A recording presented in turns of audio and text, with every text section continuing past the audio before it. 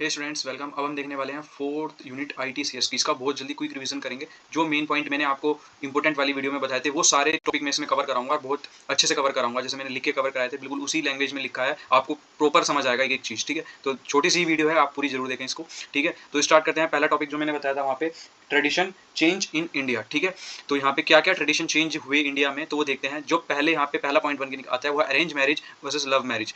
पहले arrange marriage होती थी पर अब युवाओं को लव मैरिज में दिलचस्पी बढ़ गई है, तो यहाँ पे ये भी एक ट्रेडिशन चेंज आता है इंडिया में। ठीक है, और क्या चेंज आता है कि वुमेन एम्पावरमेंट। पहले महिलाएं अब पारंपरिक भूमिकाओं से बाहर निकलकर करियर में भी आगे बढ़ रही हैं, जैसे IT क्षेत्रों में। ठीक है, और भी सभी क्षेत्रों में महिलाओं का योगदान बढ़ रहा है, तो ये भी आज के टाइम पर ट्रेडिशन चेंज में आता है। ठीक है, जो भी आपको याद है वो लिख सकते हो। यहाँ पे मेन पॉइंट मैंने आपसे यहाँ पे बताया है, ये बहुत इंपॉर्टेंट है। ठीक है, इस बार ये क्वेश्चन पूछा जा सकता है। ठीक है, ज्वाइंट फैमिली, ठीक है, या फिर संयुक्त परिवार होते थे लेकिन अब एकल परिवार हो रहे हैं। ठीक है, पहले संयुक्त परिवार आम थे लेकिन अब एकल परिवार ज्यादा हो रहे हैं, जहां केवल तत्काल परिवार के सदस्य होते हैं। ठीक है, स्मॉल फैमिली ज्यादातर बढ़ रही है, संयुक्त परिवार को छोड़ के लोग अपना एक छोटा परिवार बना रहे हैं। ठीक है, कास्ट सिस्टम, जाति व्यवस्था, मतलब जातिवाद तो पहले से ही प्रचलित था लेकिन अब लोग इसमें दिलचस्पी दिखाते हैं और अंतर जातीय विवाह हो रहे हैं। मतलब एक जाति के बंदे का विवाह दूसरी जाति से हो रहा है। ठीक है, इस तरह से विवाह भी अब हो रहे हैं। पहले एक जाति के पर्सन की शादी दूसरी जाति के पर्सन से ही होती थी। उसके बाद एजुकेशन, एजुकेशन आता है मतलब शिक्षा। लोगों का है शिक्षा। पहले लोगों की मानसिकता थी कि लड़कियों को ज्यादा पढ़ाना नहीं चाहिए। ठीक है, लेकिन अब शिक्षा में भी समानता हो रही है, धीरे धीरे लड़की भी एजुकेशन ले रही हैं। उसके बाद हम देखते हैं नेक्स्ट पॉइंट, मतलब क्लोथिंग, मतलब कपड़े। ठीक है, भारतीय कपड़ों को पश्चिम कपड़ों के साथ मिलाने का चलन बढ़ गया है, खासकर युवाओं के बीच, मतलब वेस्टर्न कल्चर यहाँ पे बहुत आ रहा है। ठीक है, उसके बाद आता है फेस्टिवल्स। फेस्टिवल्स मतलब त्योहार।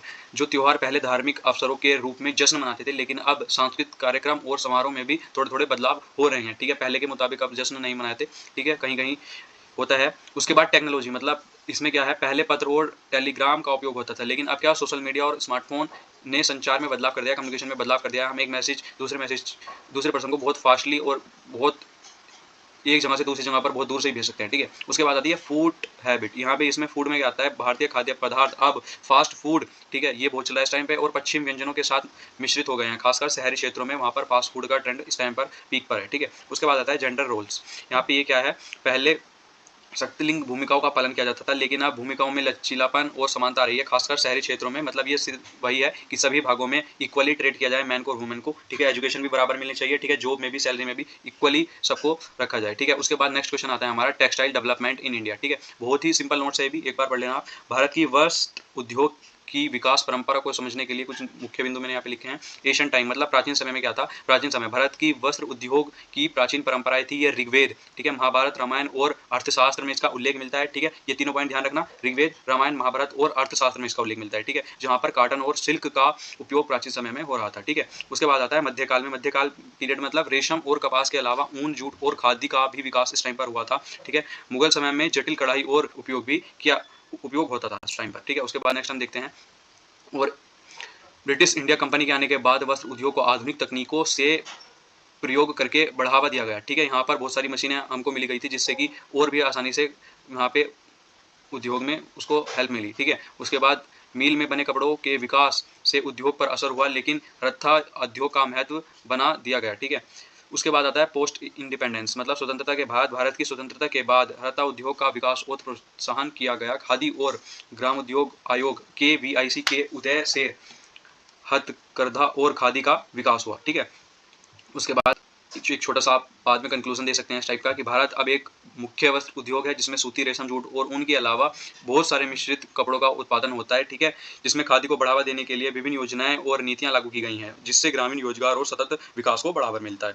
उसके बाद आता है मेडिसिन इन इंडिया। ये बहुत ही इंपॉर्टेंट क्वेश्चन है। ठीक है, मैंने मेन पॉइंट लिखे हैं। पहला आता है आयुर्वेद। आयुर्वेद में क्या है, आयुर्वेद दुनिया की सबसे पुरानी चिकित्सा प्रणालियों में से एक है जिसकी शुरुआत 3000 वर्ष पहले हुई थी। आयुर्वेद, ठीक है, में हर्बल दवाइयाँ आती हैं, जैसे आहार संबंधी दिशा निर्देश, योग, ध्यान और सफाई उपचार इसमें शामिल हैं। ठीक है, योग और ध्यान। योग और ध्यान में क्या है, मुख्य रूप से आध्यात्मिक अभ्यास होने के बावजूद योग और ध्यान के स्वास्थ्य संबंधित महत्वपूर्ण लाभ होते हैं इसमें, जैसे मुद्राएं होती हैं, आसन होते हैं, सांस लेने की तकनीकें, प्राणायाम और लचीलापन, शक्ति और मानसिक स्पष्टता में सुधार करने के लिए हम योग और ध्यान करते हैं। आप लिख देना योग और ध्यान किस लिए होता है। ठीक है, मेडिटेशन और ध्यान। ठीक है, सिद्ध चिकित्सक, मतलब ये एक प्राचीन प्रणाली है जिसकी उत्पत्ति दक्षिण भारत में हुई थी। ठीक है, इसमें जड़ी बूटियों, खनिजों और धातुओं के उपयोग पर जोर देते थे। ठीक है, उसके बाद यूनानी चिकित्सक। यूनानी में क्या था, मतलब यहाँ पे ग्रीको अरबी चिकित्सक के रूप में मनाया जाता है। मतलब इसमें यह शारीरिक द्रव्यों, रक्त, कफ, पीला पीत, काला पीत के संतुलन को बहाल कर ने और बीमारियों का इलाज करने के लिए हर्बल उपचार का यहाँ पे उपयोग किया जाता था। ठीक है, उसके बाद आधुनिक चिकित्सा जो कि इस टाइम पर है, आधुनिक चिकित्सा जैसे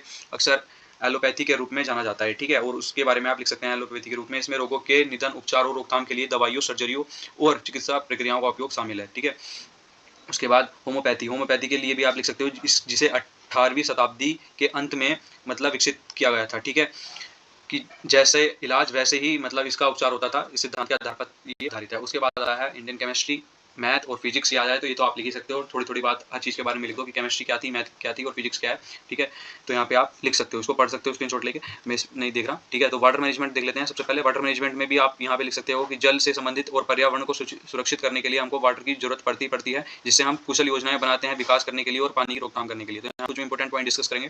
सबसे क्या है, क्या इंपॉर्टेंस क्या है वाटर मैनेजमेंट की, तो महत्व क्या है इसका। जल मानव अवस्थित कृषि उद्योग मतलब एग्रीकल्चर में भी इसका यूज है। ठीक है, और स्वास्थ्य के लिए भी इसका बहुत ज्यादा उपयोग है, और पानी नहीं होगा तो जीवन ही नहीं होगा। इफेक्टिव वाटर मैनेजमेंट भी जरूरी है। ठीक है, उसके बाद आता है सोर्स क्या क्या है इसके, पानी के सोर्स क्या है। जल प्रबंधन में नदियों का भी बहुत वो है। ठीक है, झीलों का, ठीक है, वर्षा का। ठीक है, वर्षा के पानी को हम कैसे स्टोर करें, वो सारी बातें भी आएंगी। ठीक है, स्रोतों से पानी का दोहन शामिल है, मतलब इन चीज़ों से हमको पानी मिलता है। ठीक है, वर्षा, झीलों, नदियों, ठीक है, इन सभी से। उसके बाद आता है महत्व, हमने देख लिया इसका।